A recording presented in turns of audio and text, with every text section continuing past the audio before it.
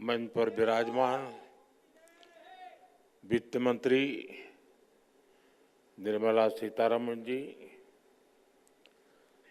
वित्त राज्य मंत्री पंकज चौधरी जी, यहाँ उपस्थित नाबार्ड के वरिष्ठ मैनेजमेंट के सदस्य, सेल्फ हेल्प ग्रुप के सदस्य, कोऑपरेटिव बैंक्स के सदस्य, किसान उत्पाद संघ एफपीओज के सदस्य, अन्य सभी महानुभाव, देवी और सज्जनों, आप सभी को वर्ष 2025 की बहुत बहुत शुभकामनाएं।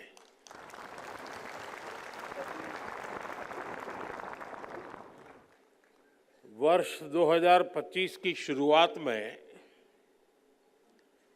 ग्रामीण भारत महोत्सव का ये भव्य आयोजन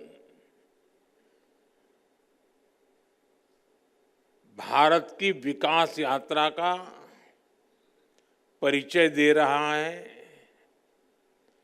एक पहचान बना रहा है। मैं इस आयोजन के लिए नाबार्ड को, अन्य सहयोगियों को बहुत बहुत बधाई देता हूं। साथियों, हम में से जो लोग गांव से जुड़े हैं, गांव में पले बढ़े हैं, वो जानते हैं कि भारत के गांवों की ताकत क्या है। जो गांव में बसा है, गांव भी उसके भीतर बस जाता है। जो गांव में जिया है, वो गांव को जीना भी जानता है। मेरा ये सौभाग्य रहा कि मेरा बचपन भी एक छोटे से कस्बे में एक साधारण परिवेश में बीता, और बाद में जब मैं घर से निकला तो भी अधिकांश समय देश के गांव देहात में ही गुजरा। और इसलिए मैंने गांव की समस्याओं को भी जिया है और गांव की संभावनाओं को भी जाना है। मैंने बचपन से देखा है कि गांव में लोग कितनी मेहनत करते रहे हैं, लेकिन पूंजी की कमी के कारण उन्हें पर्याप्त अवसर नहीं मिल पाते थे। मैंने देखा है गांव में लोगों की इतनी विविधताओं से भरा सामर्थ्य होता है, लेकिन वो सामर्थ्य जीवन की मूलभूत लड़ाइयों में ही खप जाता है। कभी प्राकृतिक आपदा के कारण फसल नहीं होती थी, कभी बाजार तक न होने के कारण फसल फेंकनी पड़ती थी। इन परेशानियों को इतने करीब से देखने के कारण मेरे मन में गांव गरीब की सेवा का संकल्प जगा, उनकी समस्याओं के समाधान की प्रेरणा आई। आज देश के ग्रामीण इलाकों में जो काम हो रहे हैं, उनमें गांवों के सिखाए अनुभवों की भी भूमिका है। 2014 से मैं लगातार हर पल ग्रामीण भारत की सेवा में लगा हूं। गांव के लोगों को गरिमापूर्ण जीवन देना, ये मेरी सरकार की प्राथमिकता है। हमारा विजन है भारत के गांव के लोग सशक्त बने, उन्हें गांव में ही आगे बढ़ने के ज्यादा से ज्यादा अवसर मिले, उन्हें पलायन ना करना पड़े, गांव के लोगों का जीवन आसान हो। और इसलिए हमने गांव-गांव में मूलभूत सुविधाओं की गारंटी का अभियान चलाया। स्वच्छ भारत अभियान के जरिए हमने घर घर में शौचालय बनवाए। पीएम आवास योजना के तहत हमने ग्रामीण इलाकों में करोड़ों परिवारों को पक्के घर दिए। आज जल जीवन मिशन से लाखों गांवों के हर घर तक पीने का साफ पानी पहुंच रहा है। साथियों, आज 1.5 लाख से ज्यादा आयुष्मान आरोग्य मंदिरों में लोगों को स्वास्थ्य सेवाओं के बेहतर विकल्प मिल रहे हैं। हमने डिजिटल टेक्नोलॉजी की मदद से देश के बेस्ट डॉक्टर्स और हॉस्पिटल को भी गांवों से जोड़ा है, टेलीमेडिसिन का लाभ लिया है।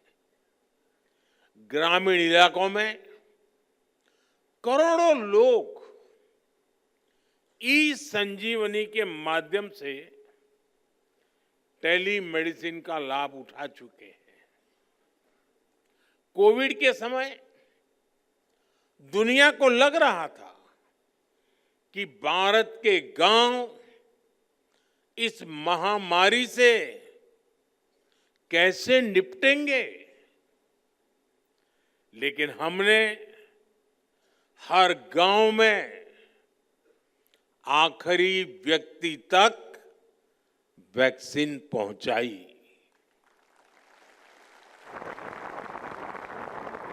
साथियों, ग्रामीण अर्थव्यवस्था की मजबूती के लिए बहुत आवश्यक है कि गांव में हर वर्ग को ध्यान में रखते हुए आर्थिक नीतियां बने। मुझे खुशी है कि पिछले 10 साल में हमारी सरकार ने गांव के हर वर्ग के लिए विशेष नीतियां बनाई हैं, निर्णय लिए हैं। 2-3 दिन पहले ही कैबिनेट ने पीएम फसल बीमा योजना को 1 वर्ष अधिक तक जारी रखने की मंजूरी दे दी।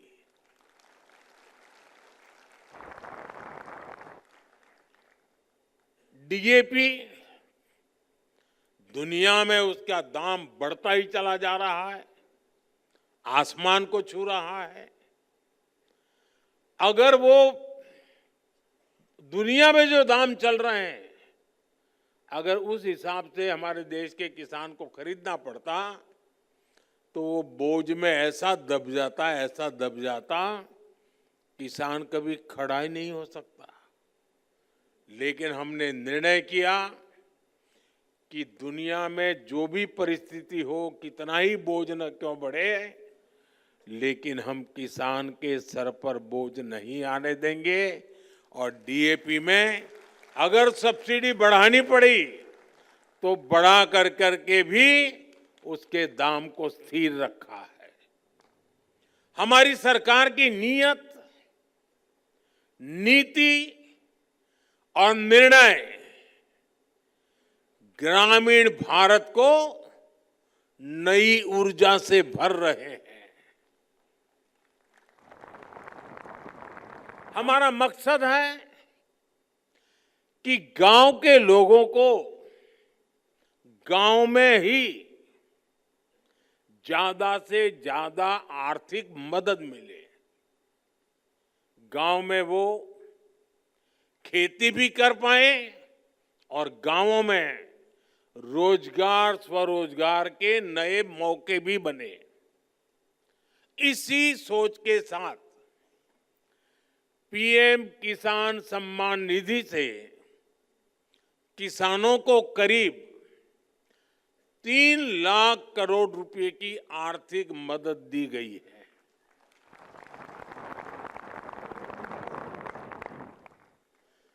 पिछले 10 वर्षों में कृषि लोन की राशि 3.5 गुना हो गई है। अब पशुपालकों और मत्स्य पालकों को भी किसान क्रेडिट कार्ड दिया जा रहा है। देश में मौजूद 9,000 से ज्यादा एफपीओ किसान उत्पाद संघ, उन्हें भी आर्थिक मदद दी जा रही है। हमने पिछले 10 सालों में कई फसलों पर निरंतर एमएसपी भी बढ़ाई है। साथियों, हमने स्वामित्व योजना जैसे अभियान भी शुरू किए हैं, जिनके जरिए गांव के लोगों को प्रॉपर्टी के पेपर्स मिल रहे हैं।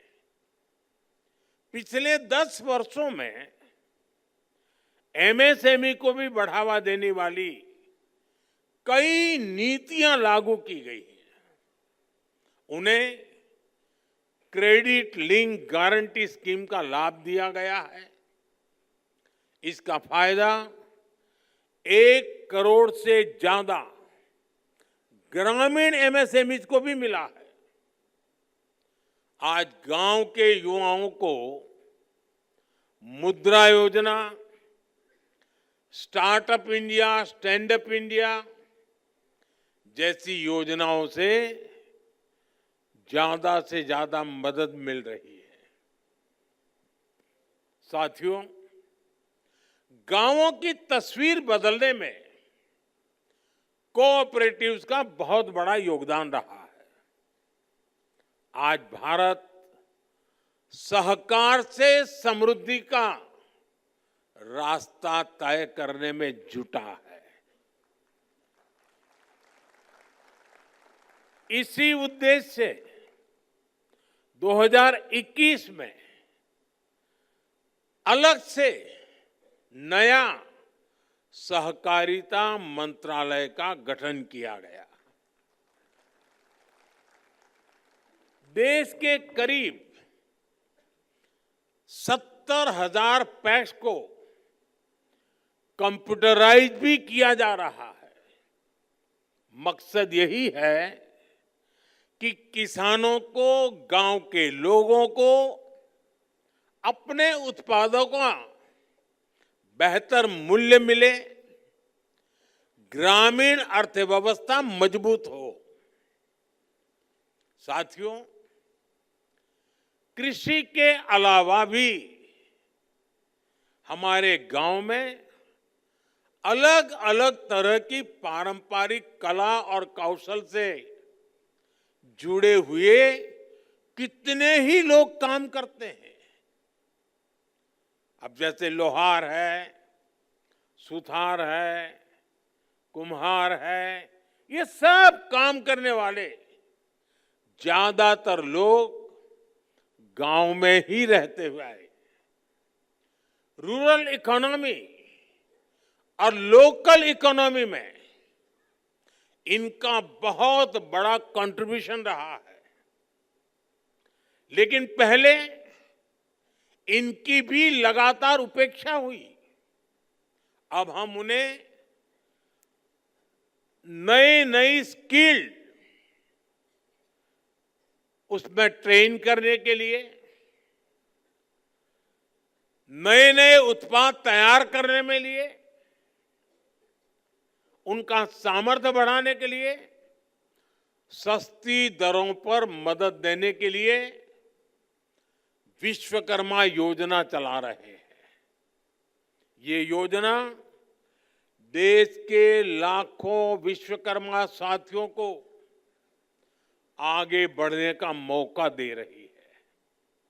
साथियों, जब इरादे नेक होते हैं, नतीजे भी संतोष देने वाले होते हैं।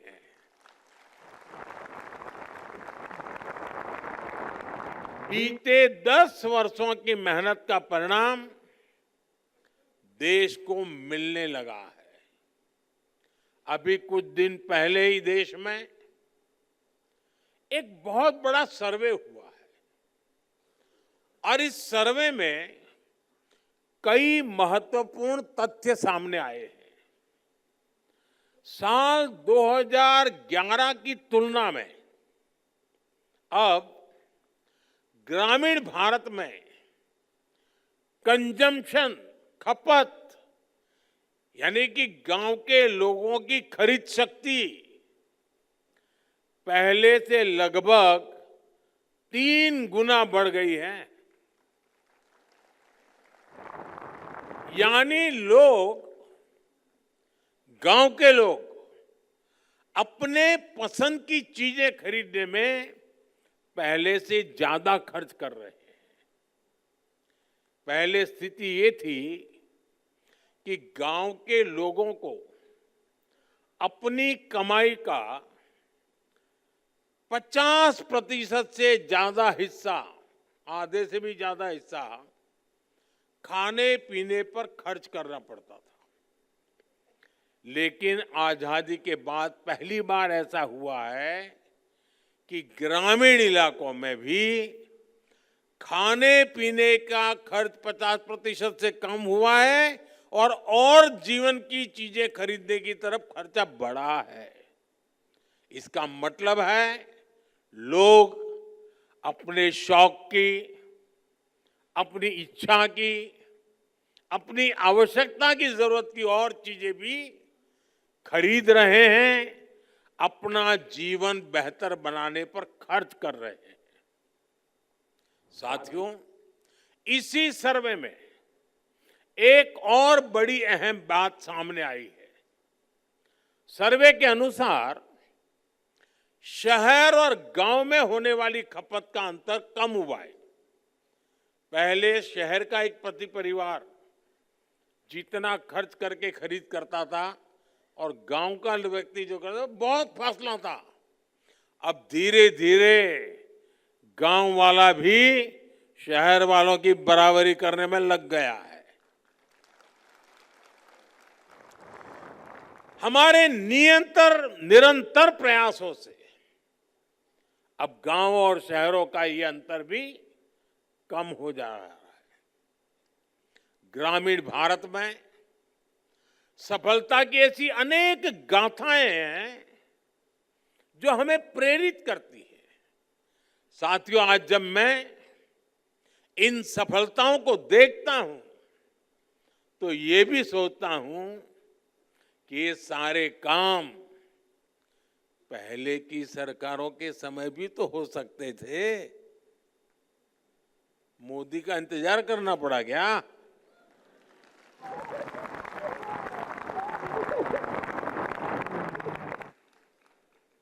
लेकिन आजादी के बाद दशकों तक देश के लाखों गांव बुनियादी जरूरतों से वंचित रहे। आप मुझे बताइए, देश में सबसे ज्यादा एससी कहां रहते हैं? गांव में। एसटी कहां रहते हैं? गांव में। ओबीसी कहां रहते हैं? गांव में। एससी हो, एसटी हो, ओबीसी हो, समाज के तबके के लोग ज्यादा से ज्यादा गांव में ही अपना गुजारा करते हैं। पहले की सरकारों ने इन सभी की आवश्यकताओं की तरफ ध्यान नहीं दिया। गांव से पलायन होता रहा, गरीबी बढ़ती रही, गांव शहर की खाई भी बढ़ती रही। मैं आपको एक और उदाहरण देता हूं। आप जानते हैं पहले हमारे सीमावर्ती गांवों को लेकर क्या सोच होती थी? उन्हें देश का आखिरी गांव कहा जाता था। हमने उन्हें आखिरी गांव कहना बंद करवा दिया। हमने कहा सूरज की पहली किरण जब निकलती है ना, तो उस पहले गांव में आती है, वो आखिरी गांव नहीं है। और जब सूरज डूबता है तो डूबते सूरज की आखिरी किरण भी उस गांव को आती है जो हमारा उस दिशा का पहला गांव होता है। और इसलिए हमारे लिए गांव आखिरी नहीं है, हमारे लिए प्रथम गांव है। हमने उसको प्रथम गांव का दर्जा दिया। सीमांत गांवों के विकास के लिए वाइब्रेंट विलेज स्कीम शुरू की गई। आज सीमांत गांवों का विकास वहां के लोगों की आय बढ़ा रहा है। यानी जिन्हें किसी ने नहीं पूछा, उन्हें मोदी ने पूजा है।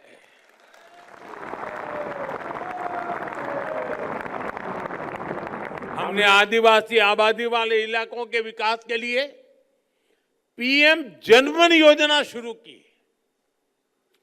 जो इलाके दशकों से विकास से वंचित थे, उन्हें अब बराबरी का हक मिल रहा है।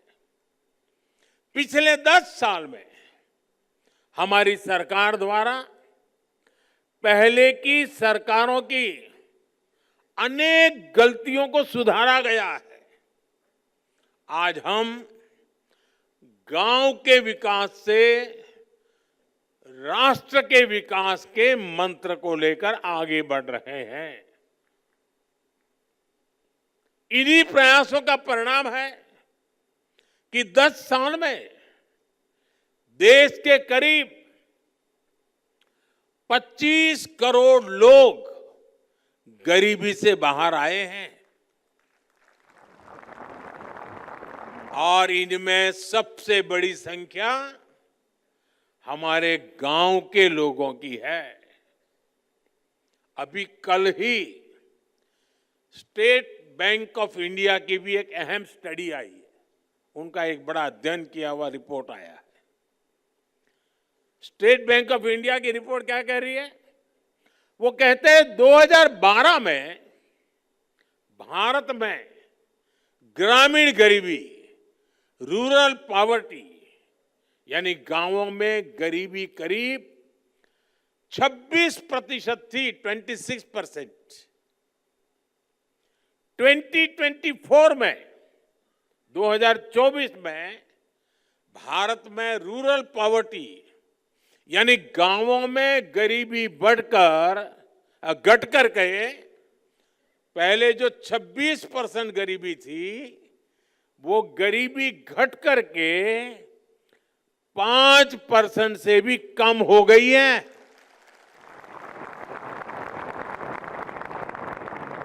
हमारे यहां कुछ लोग दशकों तक गरीबी हटाओ के नारे देते रहे। आपके गांव में जो 70-80 साल के लोग होंगे, उनको पूछना, जब वो 15-20 साल के थे तब से सुनते आए हैं गरीबी हटाओ, गरीबी हटाओ। 80 साल के हो गए।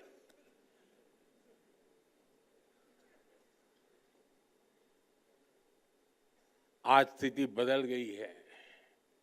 अब देश में वास्तविक रूप से गरीबी कम होना शुरू हो गई है। साथियों, भारत की ग्रामीण अर्थव्यवस्था में महिलाओं का हमेशा से बहुत बड़ा स्थान रहा है। हमारी सरकार इस भूमिका का और विस्तार कर रही है। आज हम देख रहे हैं गांव में बैंक सखी और बीमा सखी के रूप में महिलाएं ग्रामीण जीवन को नए सिरे से परिभाषित कर रही है। मैं एक बार एक बैंक सखी को मिला, सब बैंक सखियों से बात कर रहा था, तो एक बैंक सखी ने कहा वो गांव के अंदर रोजाना 50 लाख, 60 लाख, 70 लाख रुपए का कारोबार करती है। तो मैंने कहा कैसे? नहीं, बोले सुबह 50 लाख रुपया लेके निकलती हूँ। मेरे देश के गांव में एक बेटी अपने थैले में 50 लाख रुपया लेकर के घूम रही हैं, ये भी तो मेरे देश का नया रूप है। गांव गांव में महिलाएं सेल्फ हेल्प ग्रुप के जरिए नई क्रांति कर रही है। हमने गांवों की 1,15,00,000 महिलाओं को लखपति दीदी बनाया है। और लखपति दीदी का मतलब ये नहीं कि एक बार 1 लाख रुपया, हर वर्ष 1 लाख रुपया से ज्यादा कमाई करने वाली मेरी लखपति दीदी। हमारा संकल्प है कि हम 3 करोड़ महिलाओं को लखपति दीदी बनाएंगे। दलित, वंचित, आदिवासी समाज की महिलाओं के लिए हम विशेष योजनाएं भी चला रहे हैं। साथियों, आज देश में जितना रूरल इंफ्रास्ट्रक्चर पर फोकस किया जा रहा है उतना पहले कभी नहीं हुआ। आज देश के ज्यादातर गांव हाईवेज, एक्सप्रेसवे और रेलवेज के नेटवर्क से जुड़ रहे हैं। प्रधानमंत्री ग्राम सड़क योजना के तहत 10 साल में ग्रामीण इलाकों में करीब 4 लाख किलोमीटर लंबी सड़कें बनाई गई है। डिजिटल इंफ्रास्ट्रक्चर के मामले में भी हमारे गांव 21वीं सदी के आधुनिक गांव बन रहे हैं। हमारे गांव के लोगों ने उन लोगों को झुठला दिया है जो सोचते थे कि गांव के लोग डिजिटल टेक्नोलॉजी अपना नहीं पाएंगे। मैं यहां देख रहा हूं सब लोग मोबाइल फोन से वीडियो उतार रहे हैं, सब गांव के लोग हैं। आज देश में 94% से ज्यादा ग्रामीण परिवारों में टेलीफोन या मोबाइल की सुविधा है। गांव में ही बैंकिंग सेवाएं और यूपीआई जैसी वर्ल्ड क्लास टेक्नोलॉजी उपलब्ध है। 2014 से पहले हमारे देश में 1 लाख से भी कम कॉमन सर्विस सेंटर्स थे। आज इनकी संख्या 5 लाख से भी ज्यादा हो गई है। इन कॉमन सर्विस सेंटर्स पर सरकार की दर्जनों सुविधाएं ऑनलाइन मिल रही हैं। ये इंफ्रास्ट्रक्चर गांव को गति दे रहा है, वहां के रोजगार के मौके बना रहा है और हमारे गांवों को देश की प्रगति का हिस्सा बना रहा है। साथियों, यहां नाबार्ड का वरिष्ठ मैनेजमेंट है। आपने सेल्फ हेल्प ग्रुप से लेकर किसान क्रेडिट कार्ड जैसे कितने ही अभियानों की सफलता में अहम रोल निभाया है। आगे भी देश के संकल्पों को पूरा करने में आपकी अहम भूमिका होगी। आप सभी एफपीओ किसान उत्पाद संघ की ताकत से परिचित हैं।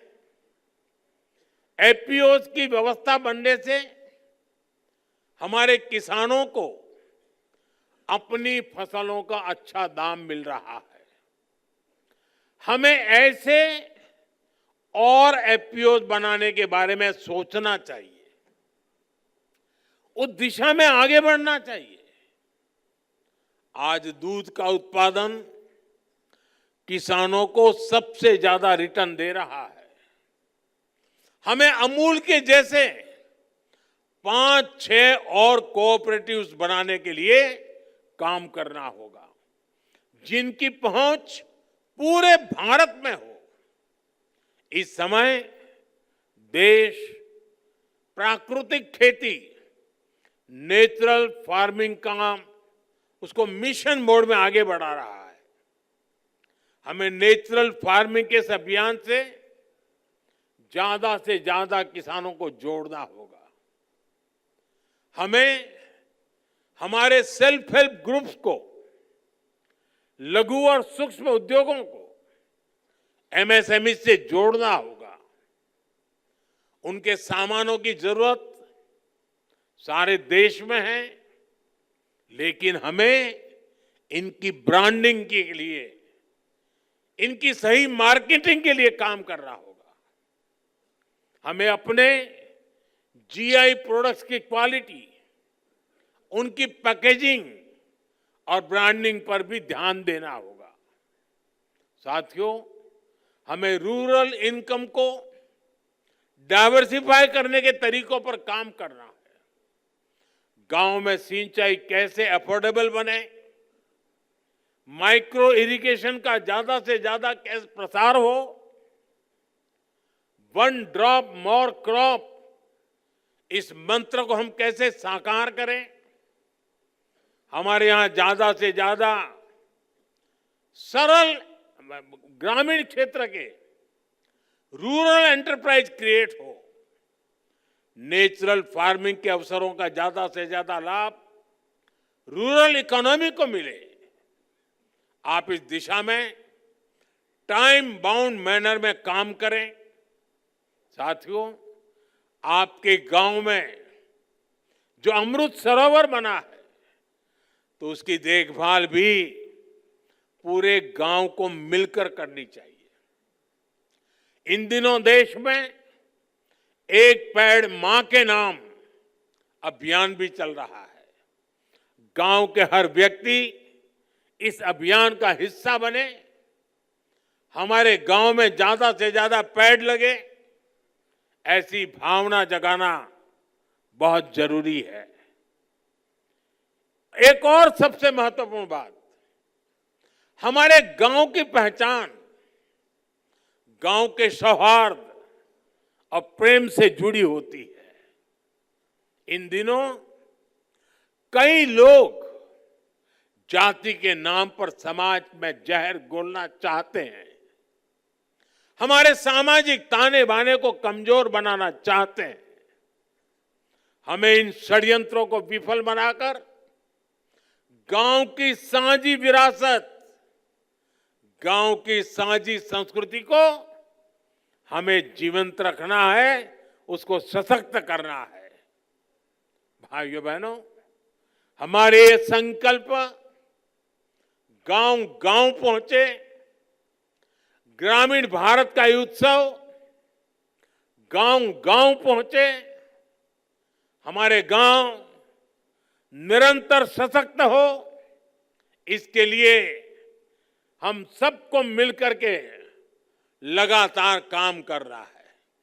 मुझे विश्वास है गांवों के विकास से विकसित भारत का संकल्प जरूर साकार होगा।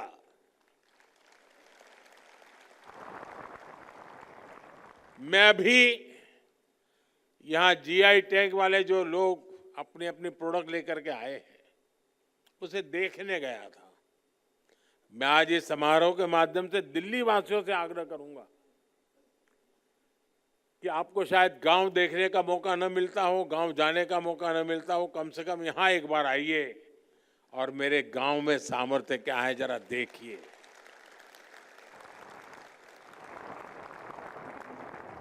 कितनी विविधताएं हैं, और मुझे पक्का विश्वास है जिन्होंने कभी गांव नहीं देखा है, उनके लिए ये एक बहुत बड़ा अचरज बन जाएगा।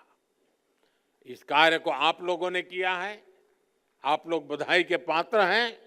मेरी तरफ से आप सबको बहुत बहुत शुभकामनाएं, बहुत बहुत धन्यवाद।